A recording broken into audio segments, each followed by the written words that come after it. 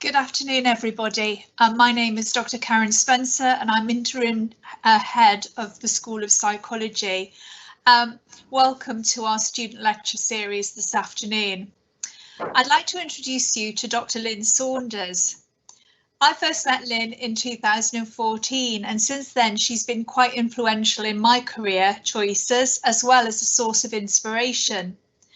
Lynn's a governing governor, currently of HMP Whatton in Nottinghamshire. She qualified as a probation officer in 1986.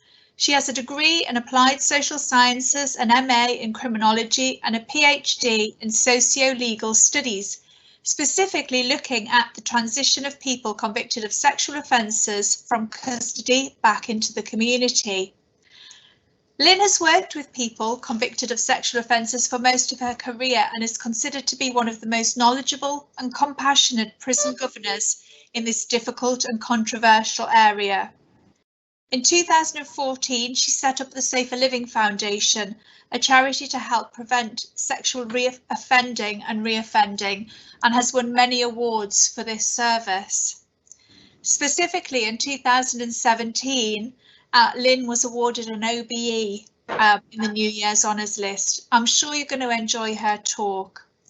As Charlotte's already told you, if you've got any questions at all, if you post them in the question and answer section whilst Lynn is talking, at the end of her talk, we'll look at the questions and get your answers back to you.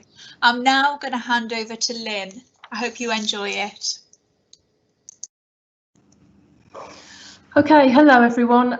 Can I first start by saying thank you to Karen and the University of Derby for the invitation to speak to you all today. I'm really grateful for that opportunity.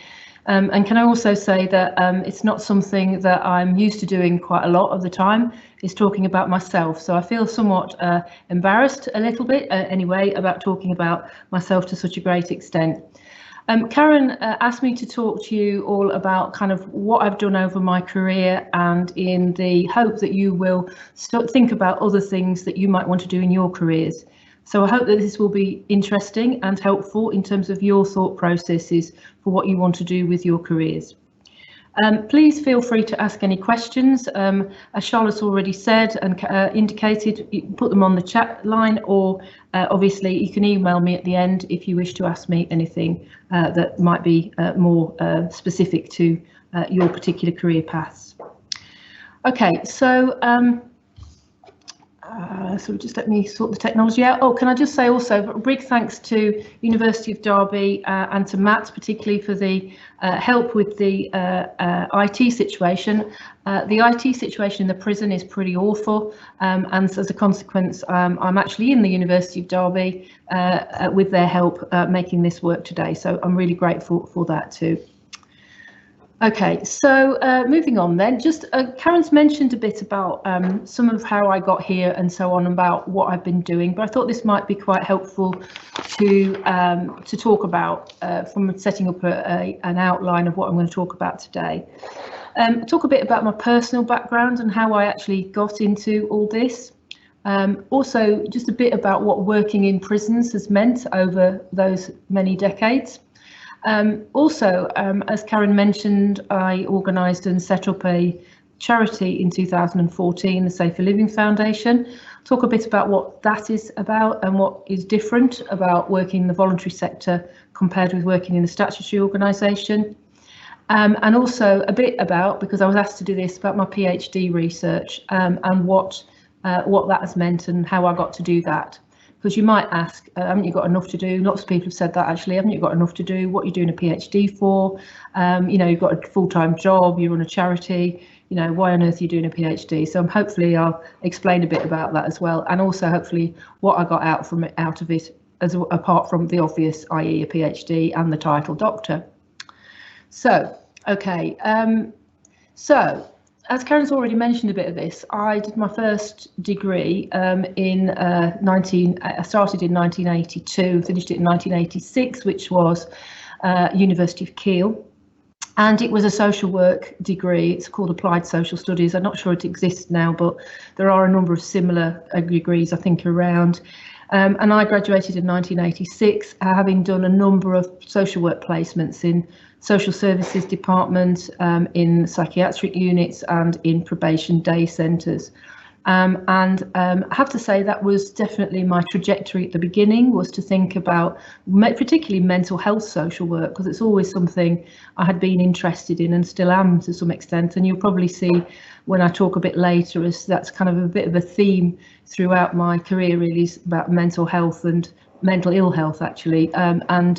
Yeah, so that's kind of something I've always been interested in in respect of that.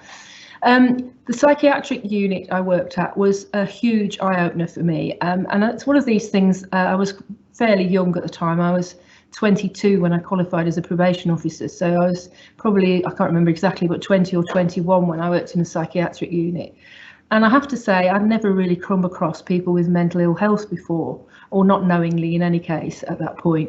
And seeing people acutely mentally unwell with major psychotic episodes when I was working on the wards in a psychiatric unit in Birmingham was a huge shock to me, and I was really quite frightened by it, if I'm honest. It seemed very scary to see how poorly people could be with mental health problems. But it also was pretty fascinating to think about, why would people become so ill? And how did people who were largely running, their lives, their families, getting on quite well, really, how did they suddenly become very mentally unwell? I'm not sure I'm saying that over the intervening period I've actually understood and can actually say that I come to a conclusion about the reason for that. But I do think it's an interesting basis on which I've really, as I say, been a thread throughout my working life, really, as a result. I also worked in a probation day centre, which hasn't really existed for many years, for Staffordshire Probation Service, on a placement. And the reason I mentioned that is that was one of the key themes that prompted me to think about suggesting work when I set up the Safer Living Foundation, to actually have something similar in the centre of Nottingham, which was a centre, a rehabilitation centre we call it. It's called the Corbett Centre, and it's based in the centre of Nottingham. I have to say, some of the things that went off in the day centre and in my placement made me think about what could happen and what we could do to support people leaving prison. So again, that's a bit of a thread in terms of things that I saw have worked throughout my career and continue to try and develop as I've progressed. I also, as I mentioned, worked for Nottinghamshire County Council Social Care. They were called, I think it's called Social Services at the time, but it was Social Care now. And that was really also very enlightening, not least in terms of people's vulnerabilities and the needs that people, before they become part of the criminal justice system, or if they ever come to be part of the criminal justice system, but sort of poverty, isolation, and also kind of neediness, really, in terms of social support. And then my final placement was at the probation office for Nottinghamshire Probation Service, as it was at the time. You probably know that the Probation Service is now a civil service organisation, and it's part of the HM Prison and Probation Service, which obviously I work for, because probation and prison combined a few years ago, as I say, to be a civil service department. So basically, that's kind of the background in terms of how I got here, if you like. So moving on then, I worked, when I left university, I worked as a probation officer, initially in Cambridgeshire, partly because I was very impressed with them at the time in terms of their very forward-thinking and innovative approaches. And then I worked into Lincolnshire, which was actually the exact opposite, but it had the real opportunities to work in a prison, which is how obviously I ended up where I am now. I worked in Lincoln Prison, which was very tough at the time, very difficult, especially as a woman, frankly, working in a very male-dominated world, obviously. And I also decided to make things doubly difficult for myself and had my first child whilst I was working as a probation officer in Lincolnshire. Whilst I was doing that also, I get the opportunity to work on a graduate fast-track programme called what was then called the Accelerated Promotion Scheme, and that was in 1992. And obviously, as I've already said, I completed my undergraduate degree at Keele, And the programme came up, the opportunity programme came up. It was very competitive, as I'm sure you can appreciate, and I was fortunate to be successful. And this is in different format now, but it does still exist, which is basically you do a certain period of time. In my time, it was around 18 months as a prison officer. And then you work up the hierarchy if you were successful, needing to jump through various hoops and to do various pieces of work and projects to be able to be promoted to, well, eventually to be a governor of a prison. I got my first governor's job, as it's called, after 7 years in the job, and I'd worked in a variety of roles in that time. Starting off as a prison officer, as I said, at Moorland Prison, which is in South Yorkshire, moving to Nottingham Prison, which I'm sure you know of, which at the time was a prison for long-term people, and then moving to Lincoln Prison as a head of healthcare. And I also did a placement at Rampton Hospital, which, as you probably know, is a special hospital for people with criminal, mostly with criminal behavioural problems, but also with significant mental health problems. As I said, you probably heard me say this before, there's a bit of a theme throughout my career with allied with mental health. So once I then graduated from the fast track programme in 2007 and worked at Lynn Prison before moving on to another role as governor of Moreton Hall Prison, which was at the time a women's prison, which I enjoyed greatly. I'd never worked with women before, and I really enjoyed it greatly. It was very demanding in many ways, but also interesting and quite humbling to listen to the stories that some of the women were telling me about in terms of their experience. And I think one of the big features for me of that experience was the number of women in prison who were the victims of men in one way or another. And that was either because of sexual or physical violence, physical abuse, sometimes financial abuse. A number of women were at Moreton Hall at the time were foreign nationals who had been trafficked into the country, or I think the Guardian called it at the time, being drug mules for bringing large quantities of illicit drugs into the country, and then getting very large prison sentences as a result. But they had been largely controlled by men who'd paid them to do it. It just felt very sad, but very important, obviously, to witness that from my perspective, and a very useful piece of my life too. Then I moved from Moreton Hall Prison to Lincoln Prison again at the request of the prison service hierarchy, and then I've been at Whatton Prison, which is my current prison, since 2008. I'll say, hopefully, I think I've remembered to put it in the slides. I think I have a bit about what that's about. Just a moment. I'll find my slide. Yep. So I mentioned some of this already. Yeah, just the things I missed out from what I've just said. I was principal officer at HMP Nottingham, which is now called a custodial manager, which is kind of still a uniformed grade, and responsible for the operational running of the prison. And I, as I said, a period of time at Rampton Special Hospital, and had my second daughter.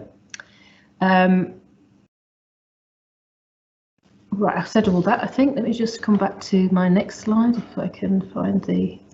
Yeah, so that's the kind of career in terms of where I've at. I'll just mention a bit about Whatton Prison generally. Whatton is a therapeutic site for people with sexual convictions. It holds, up until 2 weeks ago, held 841 people, but we had to close the unit because of fire regulations a couple of weeks ago. So we're now at 801 is our capacity. But we do in normal times, and of course COVID has had a massive impact, as I'm sure everybody can imagine, on the system, and we normally provide 40% of all the accredited offending behaviour programmes for people with sexual convictions in the prison system at Whatton. And there's a range of programmes that we undertake, and these are mainly cognitive behaviourally based programmes, which range from small groups to one-to-one work. We have programmes that are specialist for people with learning disabilities, and we also have a specialist programme for people who are profoundly deaf and have British Sign Language as their first language. So it's a very interesting place to work. It's probably why I've managed to still be happy working there after 13 years. But it's a very interesting place to work, and also very meaningful, because you actually feel like you are really making a difference. One of the things that when I first started my career in prisons and in the criminal justice system was, and it sounds very cliched and a bit naff actually when I think about what I'm going to say now, but I really felt the reason I wanted to do this work was to make a difference, to actually, if you like, change the world, albeit in a whatever my small way of doing that was. And I feel, even though I'm obviously several decades older now, I still feel that way. I still feel like I want to change the world for the better. And I think that's a good motivation to get up every morning thinking that in your own small little way you can do something to change the world for the better. And I don't think that's a bad place to be. And then someone once said, if you enjoy your job, you'll never do another day's work in your life. And I think that's right. It's important to find a job that you enjoy, that you find that some value from, and that you actually get some reward from. And it doesn't feel like work. It feels like if you like, your vocation or something you really, really is important to you.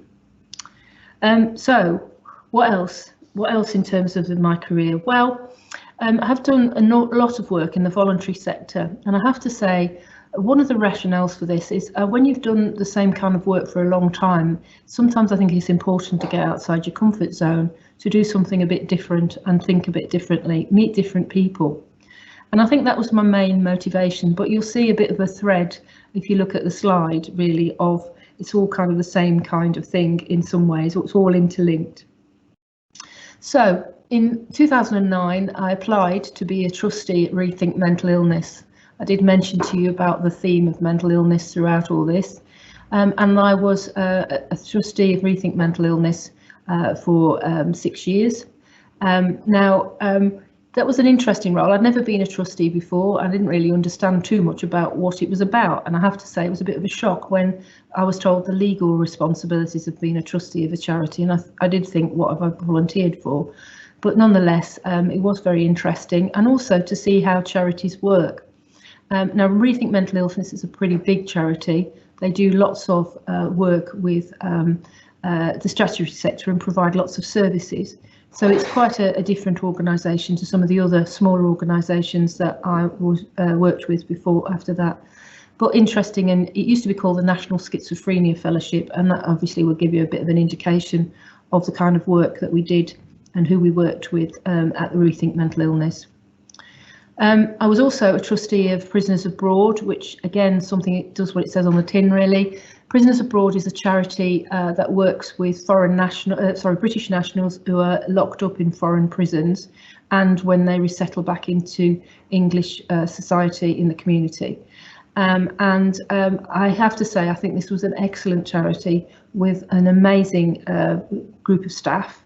I've done a lot of work with them even since I've stopped being a trustee, because I think they're an amazing organisation. They get very little funding. You get some from the Foreign and Commonwealth Office and some from the Ministry of Justice, but most of the money they raise is through charitable trusts or through voluntary donations. And as you can probably imagine, that's not an easy ask, because probably people think it's their own fault for getting locked up in prisons abroad.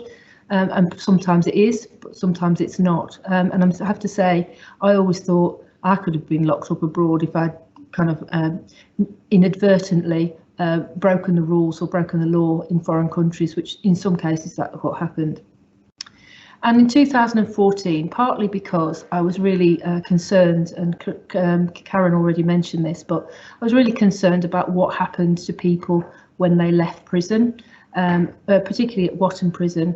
I vividly remember the reason why I thought we need to do something about this was when I was walking around the prison one day and I knew this guy was going out shortly, and I asked him, he was called David. I said, David, I think you're out on Thursday, aren't you? Are you looking forward to it? Just making conversation, obviously. And he said, well, not really, no, miss. Called me miss. So I'm not sure how I feel about that, but hey, call me miss. What do you think about that? He says, well, miss, he said, nobody cares out there whether I'm alive or dead. And I have to say, somebody like me who can talk for England was really quite shocked by that. Because actually, how is that right that somebody is so isolated and so lacking in social support that they feel that they don't want to go out? And I thought, how do we as a society deal with that? And obviously I can't change society, but I can do something in my small way.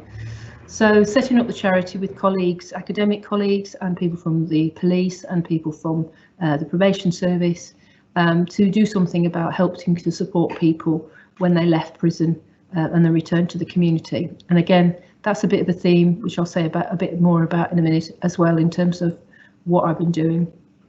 So the Safer Living Foundation started with zero money, a lot of enthusiasm, a lot of commitment, but no funds at all.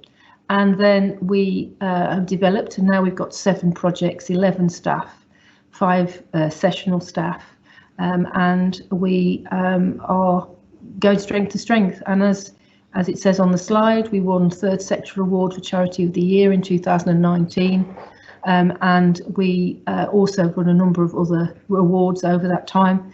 I have to say, we decided we weren't going to put in for any more awards. We were going to just concentrate on fundraising, because it's all very well winning awards if you haven't got the money to run the services. So we decided to roll back on that and to look for additional funds, and we've done pretty successfully over the years from amazing sources, really, including Children in Need, the Big Lottery, a range of charitable trusts, and People's Postcode Lottery, and so on, and lots of organisations I'm sure you probably not heard of as well.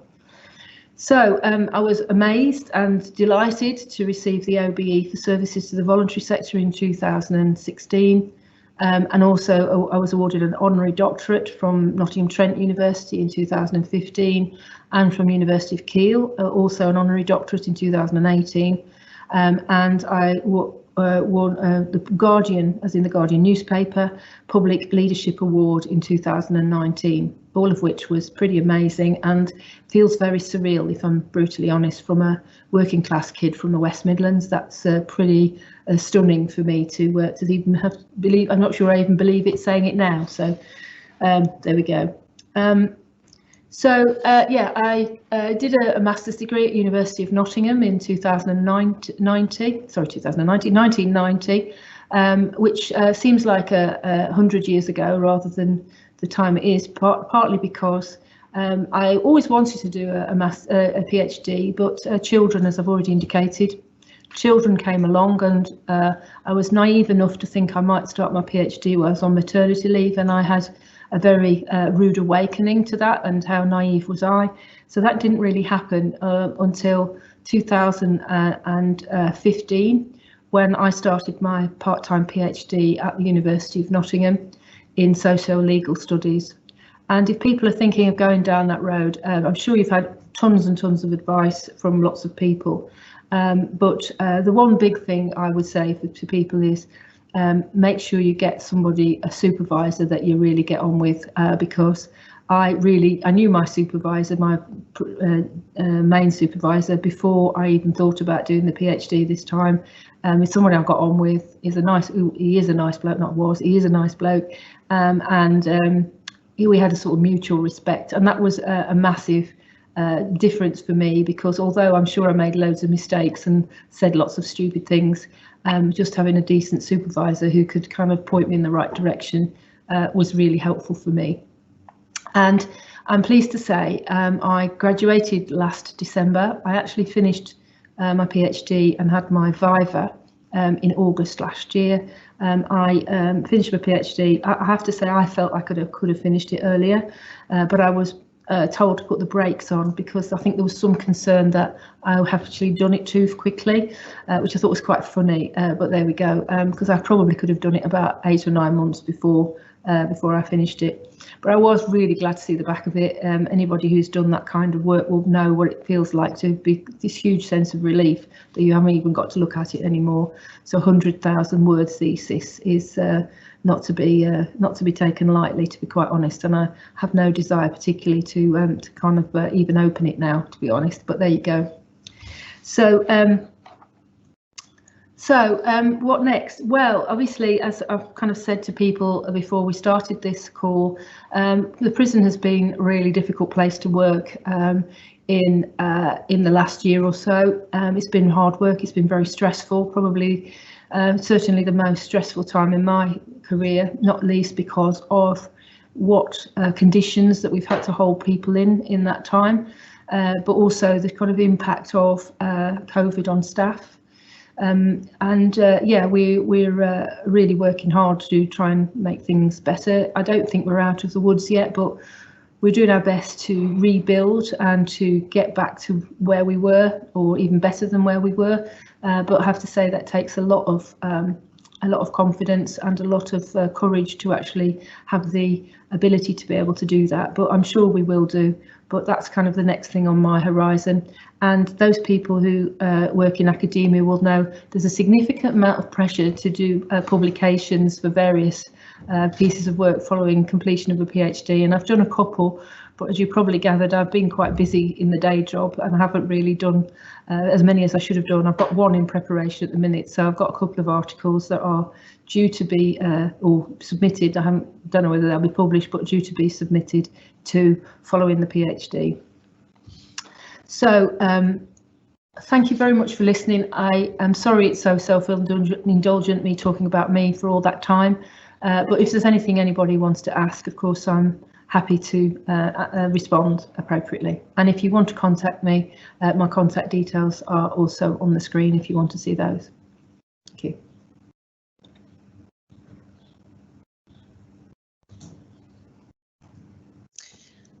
Hello everybody, I'm sure you enjoyed that.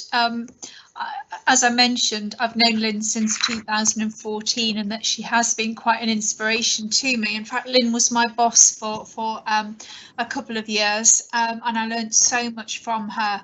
But even in that presentation, I learned more about her again than I ever knew. I think that's indicative of the fact that she doesn't like to sing her own praises. She does hide her light behind a bushel, as they say.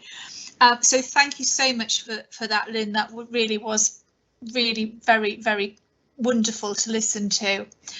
We have had some questions, so what I will do is I'll read the question and then hand back to Lynn to answer the question. So the first one is from Daniel Lodge.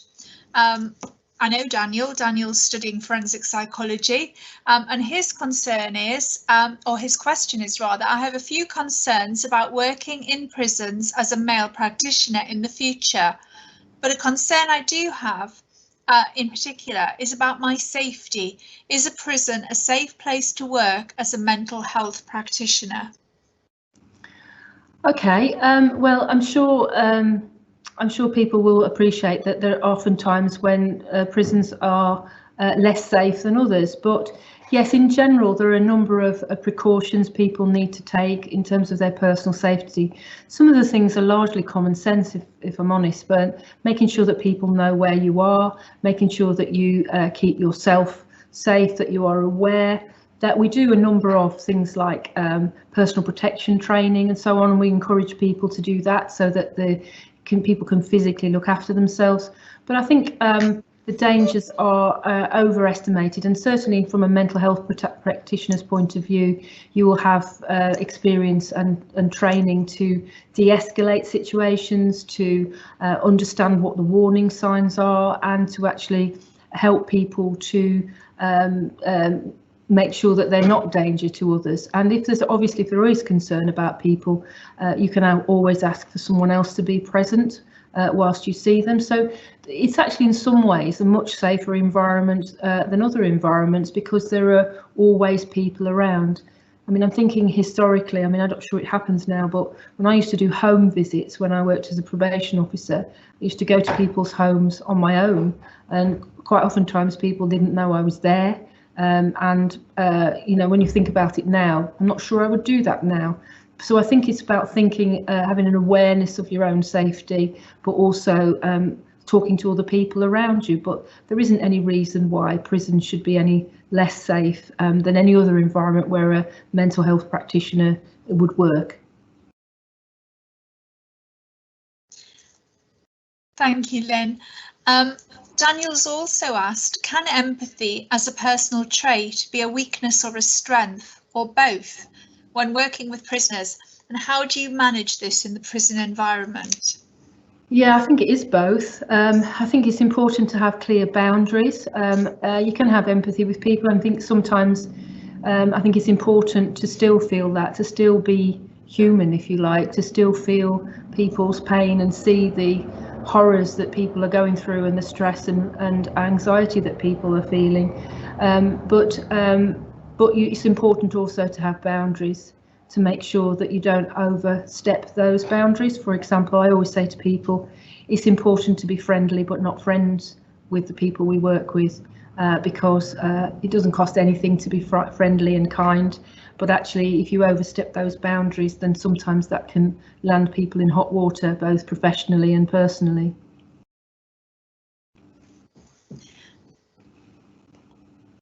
Thank you, Lynn. And Daniel has also asked, did you need to undergo specific training for the role in the psychiatric unit? Well, we are talking about ancient history here, Daniel, and I have to say it was quite shocking. I think some of the things I was asked to do, there's probably I would expect no way that I would be asked to do those things now. I can give you an example of what I mean. I was asked to take a actively suicidal patient to hospital in the back of an ambulance, and he tried to get out the back of the ambulance. Bearing in mind I was a student at the time, and he tried to get out the back of the ambulance. Now, fortunately, I played women's rugby at the time, and I rugby tackled him. Now, I'm sure that would not happen, allowed to happen now, because there's obviously the huge risks associated with that. So in the answer to the question, no, I didn't have any specialist training, but I should have done, because frankly, thinking about some of the things that went on were pretty scary. Having said that, as they say, what doesn't kill you, you know, makes you stronger. But you know, nonetheless, it was hairy, definitely. But yeah, people should get the training, definitely.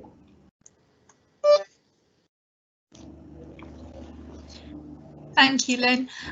We have another question from Christina. Christina, I can never say your surname, I do apologise. Noskova. Christina is also a forensic psychology student, and she has asked, how do you find university has prepared you for your professional life? Well, I think university helped me with my confidence more than anything else. I think my background, as I think I kind of intimated earlier, from being from a fairly humble background and a fairly, still is actually fairly low income, low educational attainment area, that probably my life outside of university helped me to cope with my job, if I'm truthful. But certainly my education has helped me with my confidence and made me feel that I could do things, whereas I'm not sure I really had that previously. So I think rather than giving me the skills to do my job, which I think I probably had for the most part beforehand, I think university gave me the confidence to think that I was actually capable of doing my job that I am doing now. Thank you, Lynn. So no one else has actually posted a question, but I've got a couple of questions while people perhaps think a little bit in case there is anything else they want to ask. But you obviously started off, Lynn, in one area thinking that you wanted to maybe be a social worker, and then have ended up in this role as a governing governor. What